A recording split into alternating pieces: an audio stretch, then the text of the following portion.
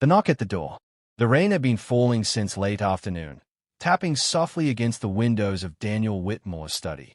A stack of essays lay open on the desk before him, red pen in hand, yet his thoughts drifted elsewhere. He had spent years teaching literature, searching for passion in the words of others, though in his own life the pages felt curiously flat. The house was quiet, almost too quiet. Clara, his wife, had gone to bed early, claiming a headache. Daniel leaned back, listening to the hum of the storm. Then it came, 3 knocks, hurried and uncertain, at the front door. He frowned. At this hour? Rising from his chair, he walked through the dim hallway and pulled the door open. There, standing on the porch, was a little girl with dark hair plastered to her cheeks from the rain. In her arms she clutched a small basket, and inside, a tiny kitten mewed faintly, its fur damp and trembling. Behind the girl, partly hidden by the umbrella she carried, was a woman. The child spoke first, her voice soft but determined. "Can you buy our kitten? Our mom is sick." Daniel's chest tightened. He lowered his gaze from the child to the woman who stood a step behind her. For a moment the years fell away, and memory flooded him with sudden force. He knew that face, the same sharp yet gentle eyes, though touched now by lines of hardship. Elena Harper. It had been over decades since he had last seen her, but recognition struck him like lightning. They had once shared something unspoken, a fragile closeness that never became more, lost in the shuffle of youth and choices made too soon. And now here she was, drenched by the storm, her daughter at her side, offering him a kitten as if fate itself had chosen this absurd way to bring her back. Daniel swallowed, forcing composure into his voice. Of course," he said, bending toward the girl. "Come in for a moment. You'll catch cold." The child glanced at her mother for permission. Elena gave a faint nod, and they stepped inside. The air filled with the scent of rain-soaked clothes. Daniel led them toward the living room, where the lamplight spilled warmly across the rug. The girl set the basket down. The kitten, relieved to be safe, curled into a trembling ball. Daniel crouched beside it, gently stroking its fur. He could feel Elena's gaze on him, heavy with the weight of years. "What's your name?" he asked the child. "Lily," she said shyly, her eyes bright despite the long evening. Daniel smiled. "It's a pleasure to meet you, Lily. I think I'd like to buy your kitten." Her face lit up, though she quickly added, "Mom says we need the money. She's not well." The word struck deeper than Daniel expected. He looked up at Elena. She stood with her arms folded, as if to guard herself. The expression on her face was difficult to read, part pride, part exhaustion. "Elena," Daniel said quietly, almost a question. Her lips curved into the faintest of smiles. "You still remember." The sound of her voice stirred something long buried. Daniel felt both comforted and unsettled at once. Clara's absence upstairs became heavier, more present for not being there. He cleared his throat, reaching for his wallet. "I'll take the kitten," he said, slipping a few bills into Lily's small hand. "But only if you promise to visit and see that it's being cared for." Lily looked to her mother again. Elena hesitated, then nodded slowly. "We'll check on him," she said. Her tone was formal, but beneath it, Daniel heard the tremor of old familiarity. The moment stretched between them. Neither spoke of the past, yet it hung in the air like perfume, impossible to ignore. Finally, Elena reached for her daughter's hand. "We should go. It's late." Daniel walked them to the door, pausing as Elena met his gaze one last time. Her eyes held a question, though unspoken. He wanted to answer, to say something that would bridge the years, but the words lodged in his throat. When the door closed behind them, silence returned. Daniel stood in the hallway, holding the kitten in his arms, listening as the sound of their footsteps faded into the rain. He looked down at the tiny creature, already curling against his chest. Yet his thoughts were not on the kitten, nor on the essays waiting at his desk. They were on Elena, the unexpected return, the years between them, and the sudden realization that the life he thought was settled might not be as unshakable as he believed. Upstairs, Clara shifted in her sleep, unaware of the storm that had already entered her home. And downstairs, Daniel whispered into the quiet, "I remembered you." The past resurfaces. The morning after the storm, Daniel awoke to the faint sound of the kitten mewing from its basket at the foot of his study. Sunlight slanted through the blinds, cutting bright stripes across the room. He knelt beside the small creature, stroking its fur as it purred against his hand. Yet even as he cared for it, his thoughts strayed not to the kitten, but to the girl who had carried it, and the woman who had stood behind her. Elena Harper. The name was a whisper in his mind, a memory stirred from dormancy. He had not spoken it aloud in years, not even when his students recited poems that once reminded him of her. To remember her was to remember a part of himself that no longer belonged to his present life. Still, the sight of a face in the rain had cracked something open inside him. At breakfast, Clara sat across from him at the kitchen table, her hair tied back loosely, a cup of tea cradled in her hands. She looked tired, her skin pale from restless sleep. "You were up late?" she murmured. "Essays," Daniel answered quickly. He pushed scrambled eggs around his plate without appetite. Clara gave a faint nod, as though she had expected no other reply.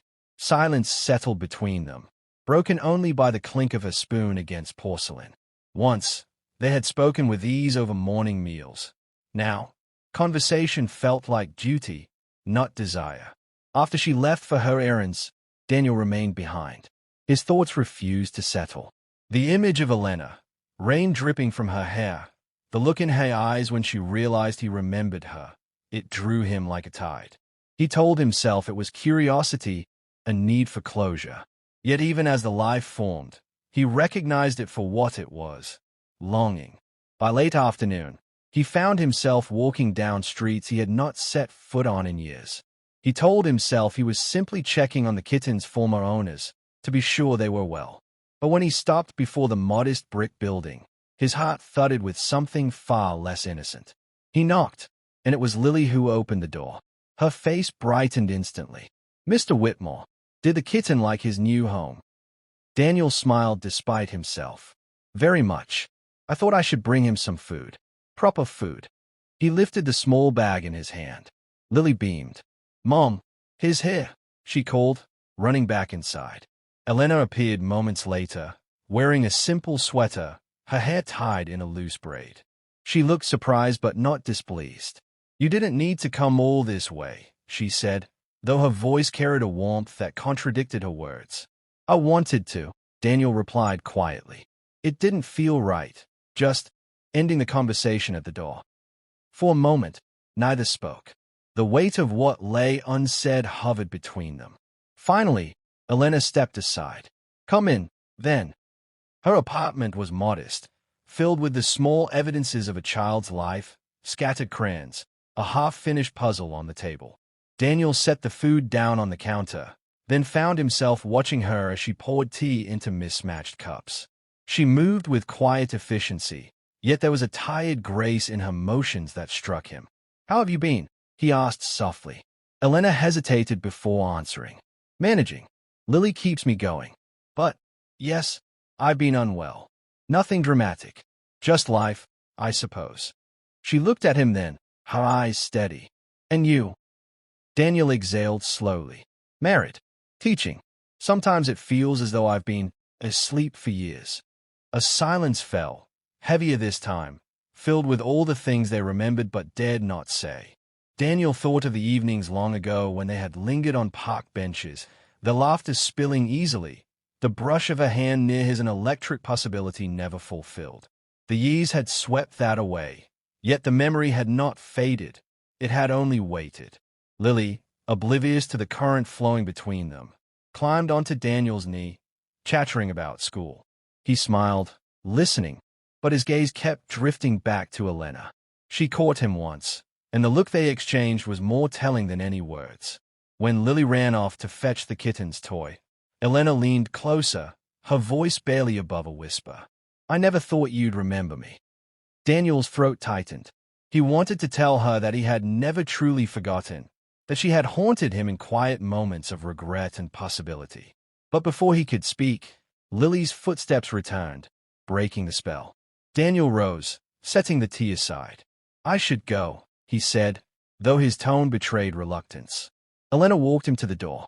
Rain had begun again, light and persistent, tapping against the glass. She opened the door but lingered there, as though waiting for something. He stepped out, then turned back, meeting her gaze. "This doesn't have to be the end," he murmured. Her lips parted slightly, but she said nothing. And then he was gone, the sound of rain following him as he walked away, carrying with him the undeniable truth. The past had not stayed buried. It had returned, alive, waiting. The hidden affair. The days that followed blurred into a rhythm Daniel had not known in years. By day, he lectured in crowded halls, his voice measured, his hands sketching ideas across the blackboard. By evening, he returned to a house where Clara moved quietly through her routines, her silences as steady as the ticking of the clock. Yet beneath that calm surface, a storm gathered. It began innocently, or so he told himself. A message slipped into his phone. "The kitten looks well." The words were simple, but the number at the top was Elena's. He stayed at the screen longer than he should have, his thumb hovering before tapping a reply. "Thriving. You should come see." And she did. First, she arrived with Lily, laughter filling the house as the child chased the kitten across the rug. But soon there were visits without Lily. Quiet afternoons when Clara was away, and the house belonged only to them. They spoke of the years between, the paths not taken. Elena listened with an attentiveness Daniel had forgotten could exist, her eyes reflecting his every word. He found himself confessing thoughts he had never shared with Clara, his fears of mediocrity, his quiet resentment of time wasted. In those moments, Elena became more than a memory. She was possibility incarnate. Their first kiss came as dusk settled one evening, shadows stretching long across the study.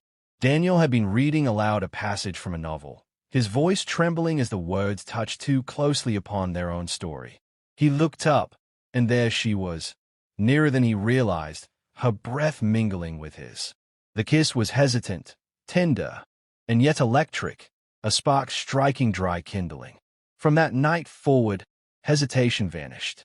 Their meetings became a secret rhythm, threaded carefully between Daniel's classes and Clara's errands. They walked streets together under the pretense of chance encounters, hands brushing, eyes locked with a language only they understood. Behind closed doors, passion flared, quiet, urgent, and forbidden. Yet with passion came guilt. Each time Daniel returned home, the air felt heavier. Clara would greet him with a faint smile, asking about his day, and he would answer too quickly, too vaguely. The lies began small, an extra meeting at the university, an unexpected errand, a delayed lecture. She accepted them at first, though her eyes lingered on him longer, searching for something she could not yet name. One evening, Clara touched his hand across the dinner table. "You seem far away lately," she said softly. Daniel froze. For a heartbeat, he imagined confessing everything. Elena's name, the storm she had awoken, the ache of a love reborn. Instead, he withdrew his hand, forcing a smile. "Just work. The semester's heavier this year." Clara nodded, but her expression held doubt. She looked down at her plate, and silence stretched between them once more. Later that night, as Clara slept, Daniel sat awake, staring at the ceiling. He felt the sharp divide within him. The man he was in Elena's arms, alive and urgent, versus the man who lay beside Clara, dutiful yet empty. The duality tore at him, yet he could not let go of either life. With Elena, time unfolded differently. One afternoon, as rain pattered against her window, she whispered, "You make me forget how hard it's been." Her hand rested lightly against his cheek, and he closed his eyes, absorbing the weight of her words. He wanted to answer with promises, with declarations of a future together, but something in him faltered. For every step he took toward her, another pulled him back to Clara, to vows spoken years ago under a different sky. The conflict deepened when Lily, innocent and unknowing, tugged at Daniel's sleeve one day. "Mom smiles more when you come," she said with a frankness only a child could manage. The words pierced him. He realized then that his presence was reshaping not just Elena's life, but Lily's as well. This was no longer a secret contained between two adults.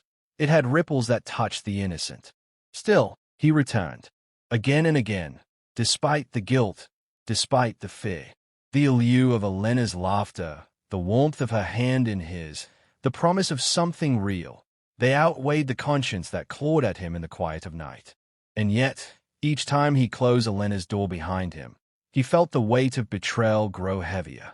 The chapter of his life with Clara was fraying, thread by thread, though she had not yet seen the unraveling. Daniel knew it could not remain hidden forever. Secrets, like storms, always broke eventually. Still, when Elena kissed him goodbye one evening and whispered, "Don't leave me again," he found himself answering without hesitation, "I won't." But even as the words left his lips, he felt their fragility, choices and consequences. The affair could not remain invisible forever. Daniel had known it from the beginning, even as he let himself be carried deeper into Elena's embrace.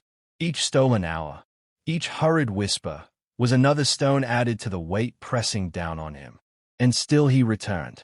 It was Clara who first broke the silence. One evening, as Daniel entered the house, setting his keys on the hallway table, he found her waiting in the living room. She sat straight-backed in her chair, hands folded in her lap, her gaze fixed not on him but on the shadowed window.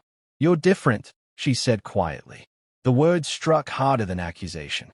He opened his mouth to protest, to spin some excuse, but her voice stopped him. "Don't," she whispered. "I don't need the details. I can feel it. Whoever she is, she's taken part of you." Daniel froze, shame flooding him. Clara's eyes glistened, though no tears fell. She had always been composed, dignified even in hurt. That made it worse. He wanted to confess, to empty his heart onto the floor between them. But the words clung to his throat like thorns. Instead, he said only, "I'm sorry." Clara nodded once, as though she had expected nothing more. She rose and walked past him, leaving the faint scent of lavender in her wake. He stood there long after she had gone upstairs, the house echoing with the silence of things unsaid. The next day, Daniel went to Elena. She welcomed him with a smile that faltered when she saw the heaviness in his expression. "She knows," he said simply. Elena's hands tightened around the mug she carried. She set it down carefully, as though afraid it might shatter. "What did you tell her?" "Nothing. And everything." He sighed, running a hand through his hair. "She didn't demand details. She already understands." For a long moment, Elena was silent. Then she looked at him, her eyes filled with a mixture of longing and resignation. "Daniel, we can't keep doing this. It isn't just us anymore. It's Clara. It's Lily. We're building something on broken ground." He reached for her hand, desperate, unwilling to let go. "Don't say that. You're the only part of my life that feels alive." Her fingers trembled in his, but she did not pull away. "And yet you go home to her each night." The truth cut deep. He thought of Lily's innocent words, "Mom smiles more when you come," and Clara's quiet grief. Two lives stood in his hands, and he could not hold both. Elena's voice softened. "We were never meant for forever, Daniel. Maybe we were meant to remind each other of what we once had, of who we once were. But to go on like this, it will destroy us all." Her words, though gentle, were final. That night, Daniel watched Elena and Lily from the street below as they left their building. Elena carried a small bag, her arm around her daughter. Lily clutched the kitten, its tiny head peeking out from the folds of her coat. They walked together into the dusk, a fragile portrait of a family he could never join. Daniel turned away before they disappeared from sight. When he returned home, Clara was in the kitchen, quietly washing dishes. The sound of water and porcelain filled the air. She did not look at him as he entered, but neither did she move away. Daniel stepped closer, uncertain, the weight of his choices pressing down upon him. He wanted to speak, to promise change, but the words felt inadequate. So instead, he reached out and placed his hand over hers, guiding the dish gently from her fingers. Clara's gaze lifted to meet his. There was pain there, yes, but also a flicker of something else, an opening, however small, to rebuild what had been fractured. In that moment, Daniel realized there would be no grand reconciliation, no sweeping absolution, only the slow work of stitching together a life from torn threads. and even if the seams never held perfectly, he owed her the effort. Later, lying awake beside her, he listened to the rhythm of her breath and thought of Elena. Not with regret, but with a quiet ache, like a scar that would never fully fade. Some loves are not meant to endure. They arrive like storms, breaking open the sky, leaving the earth changed in their wake. Elena had been such a storm, fierce, beautiful, and impossible to forget. As the night deepened, Daniel whispered into the silence, words only he could hear. I remembered you, and I always will.